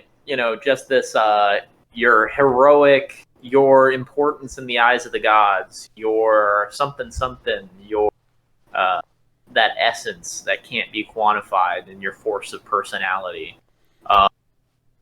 Which is not the same as force of will. Yes. You could have a very strong, forcible personality and a powerful personality, but, like, no willpower. Yeah, I mean... charisma is not as hard to understand as wisdom. Wisdom is the one where they're like, okay, we got willpower. Match it into how good you can see. Pretty much, right? Wisdom being tied to such things as perception, like perception being looking around, and then also insight, deciding, if people are, portraying certain emotions. It doesn't really add up. And that is the limitation of the 6 stat division here. Yeah, perception should be a trait. It should be a racial trait. Like, should be, some races have, everybody has 10 perception. Like, humans have 10 perception. Elves have 12. Dwarves have 9. Something. Dwarves probably have good perception, right? They have dark vision and yeah, so it should definitely be like speed. It's based on race, and some classes give you a bonus. I personally like, if we are sticking with the 6 stat limitation here, I like the idea of skills being tied to things that aren't a stat, right? I like the idea of some skills being tied to just something else, whatever that may be. Doesn't necessarily have to be race, but it can be anything. I got a train going, though. Of course. So... yeah, so I definitely think that there should be more, but me personally, I just personally think that there should finally come a point where D&D says, "Hey, we recognize that the 6 stat limitation doesn't make sense." Strength, kind of a sacred cow. Strength can only quantify so much. Strength and dex, that's another thing too. If we want to get talking to all these stats here. So, strength and dex, a lot of people automatically assume that strength is all about the muscle, and then dexterity is all about the acrobatics. But in reality, more often than not, if you were strong, you would have a really good combination of both. Like, for example, being an athlete, specifically in regards of a gymnastic. If you're a gymnast, you, in game terms, you would have a really high strength and a really high dex. You would not be just dexterous. Well, yeah, absolutely. And acrobatics and athletics are totally tied. Like, they shouldn't be separated when you think about it, right? What I think they should have done is, instead of it being athletics, it should have been it should have just been like a grappling stat, like in regards of, Yeah, our skill. I don't know. I think I think it's probably fine. I wouldn't have it be a grappling stat that's Not stat separate. skill. No. I definitely think like strength. If you want to grapple somebody, it's strength, right? And you can be more or less skilled at it. It's kind of maybe there should be the weird thing is that it's like okay, you're good at grabbing people, but that also means you're good at swimming and climbing, which I guess. But that's probably fine as long as some classes or feats also give you a bonus to one or the other. Especially if you had a system. Some if you want to get into a system with a lot of crunch, some systems will have like way more skills. Yes. And or you have sub skills. I've seen a kind of a homebrewed thing for D&D 5th edition where you have a number of sub skills based on your intelligence or based on whatever, and that'll be like you add half your proficiency bonus to this a sub skill of your choice, and the sub skill could be grappling. You know, any specific aspect, any specific subset of one of your abilities. So grappling for athletics, if you had that sub skill, or balance for acrobatics, if you had that sub skill. Although that's pretty broad, but Tightrope walking. tightrope walking. But I mean, that would help you in a lot of things. So that would help you, like, if you're trying to balance on something, but and avoid being knocked down by like a shifting boat underneath you or whatever. But it wouldn't help you if somebody's trying to grab you. Yeah. So it could be a sub skill called. Trying to think of what would be a sub skill for insight. I guess you would. I guess it would be like if there's one that's directed toward like eye flicks in regards of like, are they trying to look at something in particular, or maybe it could be something in regards of if they have a nervous tick. That would definitely be a tough one. Well, insight is already just way more specific. It seems like and most of the time you use insight when you're just worried somebody's lying to you, right? Yes, but that being said, a lot of players automatically get the assumption that it's a detect thought spell, which insight is not. If you insight, you don't automatically know what they're thinking and saying and doing. They are, it is just a way to glean a tiny bit of information. And I'm now trying to find a god for my paladin. And I'm looking through a list of domains here, and one of the lists of domains is Scaly Kind. It's very specific. Scaly Kind, I guess. Hey, you know what? One of your characters is semi-tied to Dendar, so. Yeah, I have that character who, rather than die, he got the beautiful opportunity to tie his soul forever to the Night Serpent and become a Yuan Ti, which really busted. Yes. Because I got all the benefits of being a Yuan. I got the magic resistance of a Yuan Ti, but still keeping my human stats. Although I can't think of any times where the magic resistance has ever come up. It really doesn't come up because more often than not you suck at dexterity. So if you get hit by fireballs, you often fail anyway. But Well, so in that campaign, we fought a Serac, the Lich, that horrible, famous Lich, and the thing was, even if I had advantage on the save, it didn't matter because we can't do spoilers. I'm not saying what campaign. I'm saying there was a campaign where we fought a Serac. I'm not going to say which one, but there was one, and it didn't matter if I had advantage because I automatically failed the save anyways. Because my wisdom wasn't high enough. It was a wisdom saving throw, and I had negative wisdom, so I just auto failed. It was glorious. Alrighty, so yeah, I think coming up to the fourth quarter here, I think there's something you and I should talk about because we are sharing in our DMing of a certain playstyle of the West Marches style of gameplay. And yeah. For those of you that do not know, this West Marches style of gameplay is as follows. You create a world, and more traditionally you make it a hex crawler. And the biggest draw about this game is that it is an open game, meaning that you DM a session, anywhere between 3 to 8 people show up and play. And during that session, you go out, explore, fight, do whatever. But at the end of the session, you come back home. And then the next session you play, it's a different cast. And this repeats over and over again. You can have a huge bench of players that play in the same world and make it feel like an MMO in a sense. But they all contribute to that, game. They all contribute to that world. So if you want that kind of game, you're gonna find that you're gonna have a couple of people who play every session. Yeah, so you are gonna have some no-lifers. That definitely happens. But so for example, that is I DM'd the game The Frontier, which was an open game. At its height, we had not its height, but I mean in total, I checked the Roll20 just recently. There was like 33 people registered for that game.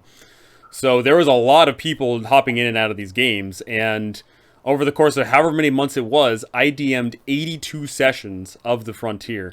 And between those 82 sessions, between those 30 some odd people, that was a lot of gaming there. And of course, as we alluded to earlier, there was a lot of death. Between the 82 sessions, there was 78 dead PCs or 79 dead PCs, one of the two. That's so brutal. That's so brutal. Oh, yes. Oh, yes. Because in that game, that was not a game where I cared about the narrative of individual people. I cared about the narrative of the world, mind you. I cared about the progression that the group did in regards of finding new places, going, places, whatever. But the individual didn't matter. So I created random tables for everything. There was dungeons in the world, and these dungeons had pre-generated, monsters in these certain areas and pre-generated traps.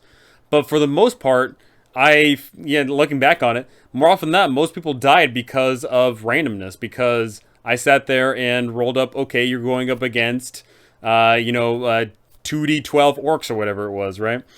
Orcs, by the way, I think orcs ended up killing probably 13 to 15 PCs by the end of it. And they killed a decent amount of PCs. And there was amazing stories to tell coming out of that campaign. While yes, it was not rich in the narrative, it wasn't all about the roleplay, there was still roleplay involved. They sometimes found creatures that they got to interact with, or they interacted with the monsters before they got into a fight, or after they got into a fight. But the interactions that they had with each other were the drawing aspect of the game. And there was so many amazing set-piece locations that the players explored around, and, they got to explore together. And that sense of progression over time was amazing. Specifically the dungeons. The dungeons were huge. There were these massive dungeons that they found early on, but over so many sessions, it took time to clear them, and it wasn't the same people. What percentage of the dungeons ended up getting cleared in that campaign? 3. Only 3 of, I think, like the 8... 3 of like the 8 dungeons that they touched upon got truly cleared out, I believe. Maybe 4. So in my campaign that I'm running, I'm also running a West Marches style frontier thing called the Wilds of Etrium, the world's Etrium. I'm not super like focused on like creating a backstory of this is my world and there was this guy in the year 1840 whatever who did this and that. I don't get bogged down in the world building, but you got to do some basics, right? And in that campaign, we've been having a lot of fun. We are 33 sessions in, and I've only killed 9 people. So it's pathetic. A lot less lethal than you. I know. I'm feeling a little pathetic here. I'm pretty sure I killed 9 PCs in one session at some point. You do TPKs. My goal is a lethal game where the lethality isn't because of TPKs. I'm trying to be like, you go out on an expedition, you explore, you adventure, and you die because you got unlucky or you made a bad decision, but like the whole party doesn't die except for the one guy who runs away, because if there's TPKs all the time, one guy is going to be like hanging in the back ready to just book it as soon as things look bad. Yeah, a perfect example of that being what we talked about earlier, where your character, the barbarian, opened up a door and unleashed 10 orcs upon the party. There, of course, more orcs came into the fray and just swallowed the party, but a single person was able to get away. And, that leads to the world building of, like, this one person coming back to town and being like, oh, hey, that place? Oof. Don't go there. But funnily enough, the very next session, another group went back there, right? You know? Well, yeah, now you definitely have to go back because A, you know that there's less orcs there and less orcs now than there was before, right? And there's 4 more adventurers worth, or 5 or 6 more adventurers worth of loot there to grab. Exactly. And, obviously you don't want to do that for a game with the same people, every day and or every time and you only play once a week. That would get monotonous, right? Oh no, that would suck because well, it definitely sucks to kill a character that's only that on their first game because I mean it can take some time to build a character if somebody's putting any effort into it. Mm-hmm. Um, I guess rolling for gold and buying equipment makes that worse than if you were to just like start with items. If you're running a super lethal campaign where there's TPKs all the time and you're going to kill one player per session, basically, like yours, I guess probably just take the default equipment, right? Yeah, I mean, so this was 5th edition in particular, but I mean, you can do this game style with any game system. Yeah, any game. And I know for a fact the next time I do one of these open games, I'm going to, be doing some other type of system.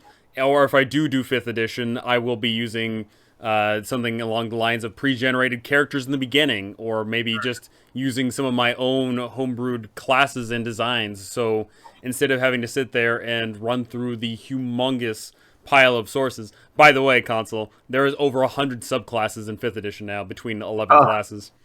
Oh God, so that's a lot to think about, right? So next time I do that, I'm going to keep the game much more simpler because I want you to not have to worry about dying as much, because if I want lethality to be in the game, I want it to be, present. I want it to be there, but at the same time, I don't want it to be a turn off of the game. And that is definitely something in regards of, you mentioned you want to avoid TPKs. I didn't want to avoid TPKs because I wanted the game to, I wanted if there was TPKs to be natural. And specifically, one thing I liked coming out of that game is between all of those deaths, all of the many, many deaths, not once was there ever a TPK where the players sat down and say, that was bullshit, you as the DM, you did da-da-da. Every single time, they would point to each other and say, hey, maybe if you had done that one spell. Hey, maybe if you had instead chosen to take the dodge action. Hey, maybe if you didn't decide to give away that attack of opportunity, which damaged you, right? That was honestly the best part. Well, when Slippy died, I blamed the other rogue in the party who had more HP than me for like moving away and like. So I'm setting up. I climb up this tree. I'm a little halfling. I climb up this tree, still in range of the Grix attack. Apparently, okay, fine, sure, whatever. It's not like I can climb. Tall. I can't climb very far. I'm only at 25 feet of movement, so okay, fair. And I look down and I like take the help action, like because I'm a mastermind, so I can help somebody get advantage on a hit to fight this creature. And I'm like, awesome, this is perfect. I'm gonna give this other rogue advantage on his attacks so that he can fight this creature in melee, get advantage, do a bunch of damage, get a sneak attack off, and I can also shoot the creature from up here, and he has more HP than me and is higher level, so this is perfect. And what does he do? He gets to his turn, and he runs back, leaving me in between him and the monster, and the monster just walks over, bites me, and kills me in one hit. So I still blame him. Absolutely. But it's okay. I'm going to get revenge on that player in my campaign. Perfect. Right. So yeah. I've got Trelander Glancelot. Nay. I'm a level 1 paladin, not quite glory yet. Centaur, I'm neutral good. I'm an athlete. I'm sweet but savage, as I don't understand my own strength sometimes. But I do care about living creatures. You'll often find me with a little butterfly on my finger, and I'm like, oh wow. But half the time I would also like step on the party halfling. I didn't see him there. I very much value beauty, as I myself am very handsome for a centaur. Absolutely. With beautiful chiseled features and long flowing blonde mane. And I worship Winham, the Lord of the Stampede. And my biggest flaw is that I have 5 int. My biggest flaw is that I care too much. My biggest flaw is 5 int, and I'm too kind and cool. Absolutely. No, maybe not cool. Now that's always the thing you put on the resume. I care too much. I'm too dedicated. I'm a perfectionist. I haven't taken a sick day ever. Yeah, Trelander is definitely a perfectionist, but he's not good at anything, so that kind of makes it tough. He tries, and that's what really matters. You try. Love to be a paladin with -1 to my religion checks. I mean, is there anything I'm missing? I still have 20 gold pieces left. Let me go ahead and I got some javelins. I got javelins. I got a shield. I got some armor. I got a lance. Looks pretty solid. I need a steel mirror. Oh, of course, because you have to admire your beauty, of course. Mirror of life trapping? No. You don't want to be dragging one of those around. Alrighty, so yeah, wrapping up this thing here. I think we should go ahead and dive into one last thing in regards of these games that we ran, and specifically the West Marches style or these narrative styles, and whatever else we've ran in between. What is your favorite? What is my favorite? Well, DMing. Just DMing, doesn't matter what the game is. No, I like I want to say that I like running a pre-made campaign because like it takes a lot of the pressure off. But I've only ever I never run pre-made campaigns. I always make my own. I only ever have like run like a couple of one shots with like Tomb of Annihilation or something like that, or not Tomb of Annihilation, Tomb of Horrors. Well, my favorite style of campaign, I really enjoy this like one-off switching cast of characters, West Marches style thing, mainly because I can just run it whenever. I can run it once a week. I can run it twice a week. I ran 3 sessions last week because I just felt like it. Yeah. If people can make it, sure. If people can't, no. You're very unlikely to get in that situation, which sucks as a DM of a regular kind of weekly game where you show up and 2 people are missing and you can't run the game.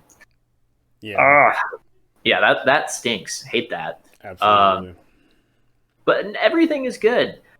Even in this game, I still have been able to construct a narrative just with one-on-one downtime activities with players where their character is going around doing quests on their own and pursuing their own goals and interests outside of what the group wants, which is something that most campaigns kind of lack, right? Like you don't get a chance in most campaigns to go off on your own as a character and explore what your individual character would be going around doing by themselves. Yeah, for sure. A lot of time it just, quite frankly, doesn't fit into the narrative. And when it does, then it's time consuming, and a lot of DMs don't have that time. I think I saw a poll recently, and I saw a poll recently, and I'm pretty sure it stated that most DMs only DM 1 game a week, and that's that. And that's probably because they're busy in life, and that sucks because if you could have more of that one-on-one time with your players, or maybe even one-on-2 time, and et cetera, splitting up the in-between session stuff with these players, that would be fantastic. But unfortunately, it just doesn't pan out that way. A lot of us are busy, schedules conflict, and that's why most people set up a time to play, because they can only cut out a tiny piece of the week to play in. And but luckily, I hang out with a bunch of no-life losers who can just do it whenever. Exactly. Thank you, Corey. Yeah, and that's why I appreciate, of course, that open style of DMing, because if you accrue that huge bench of people, 20, 30 people, and you say, hey, I'm running a game, between those 20, 30 people, hopefully at least, 3, 4 people show up, and that's 4 that. people gotta show up, right? Yeah, and it doesn't matter who shows up in that instance because, as long as you keep it open, it's cool. And yeah, but you're gonna get a lot of fits. I will say, so you as a DM, you like I mentioned very early on in this episode that you as a DM are not going to fit everyone's bill. There are certain players that need a certain DM, and there are certain DMs that need certain players. And if you run an open game and you invite everybody, you are unfortunately going to get bad matches. And that's not just only between the player and you, that's also between players and each other. So that is definitely something you have to sit there and recognize of, okay, there's some players that are not going to mesh well. I had a friend of mine who's been a friend in real life, outside of, online games and stuff, who's been a friend of mine forever, who listened into one of my sessions. And I was really, he played D&D, he was one of the first people I played RPGs with, and I really wanted to join my game. And I don't know who was there that session that he listened in on, but afterwards he's just like, yeah, I don't really like the players in your game. I don't think I'm interested. Yeah. And yeah, that sucks. It sucks that we as human beings can't get along, and whether that be because of just personality style or just gaming style because they want something else. But that is going to happen, and you as a DM are gonna have to sit down and recognize, if there is people that do not mesh well with you, then you gotta say, hey, this isn't a right fit. And if you have people that aren't meshing well together, you gotta say, okay, you guys can't play together. Simple as that. Yeah, and I mean, conflict. A part of that is like if you have in-character conflict and you can't keep it in character and it just like goes out of character. Like if you have 2 characters in a party who disagree on a party decision, or great example, if one person in the party goes against the decision of the rest of the party, you can either have everybody just be mad at that player of like, oh, this player, you went against whatever all the other players wanted to do. What the heck, man? That's like, cool. I don't want to play with you anymore. Or you can go the route of in character. Oh yeah, this other hero we went out adventuring with, he killed this prisoner that we didn't want to kill. Okay, we're not going to go adventuring with you anymore. And then that's how in character you can, like what your characters do. Would your characters fight each other? Oh, maybe. So this is a whole topic for another day, but when it comes to character creation, if you create an asshole character, that's not the character being an asshole, that's you. Simple as that. But I'm pretty sure this is going to wrap up our glorious episode here with this glorious centaur that has been rolled up. Yeah, look at Trelander Glancelot. Fantastic! What a majestic being. Majestic. Look at this. Most of the time, all he says is, "Nay." Sir, we need your help. The villain, they're attacking the village. Nay. Nay. And then they're all disappointed, but then he goes off to help anyway. They're like, why didn't he just say yes? Wait, he said no. I don't understand this old-timey medieval. Let's go back to Waterdeep. Absolutely. Alrighty. That is going to wrap it up for this video, though. Lance attack. What? Lance attack. Oh, wait. Oh? Lance, get a crit. Where's the crit? You're not getting a crit. It's never going to happen. I'm going to get a crit. I know you have an API turned on. I installed the API. You're not getting a crit. So there's a crit. There we go. Yeah, not bad. 11-11. Look at that. Not bad. That is going to do it for this video, though. Do you have anything you want to add here at the finish line here? Yeah, if people go to your Discord and they're interested in joining the open-ended game, I keep it limited to 5 people per session, but it's open. If you're cool and you have social skills and you don't feel sad if your character dies, you can go ahead and join the game. All right. You don't mind house rules. I'll go ahead and plug that. And mind you, that's I've got 2 Discords now. That's the old one, but the new one. Oh, okay.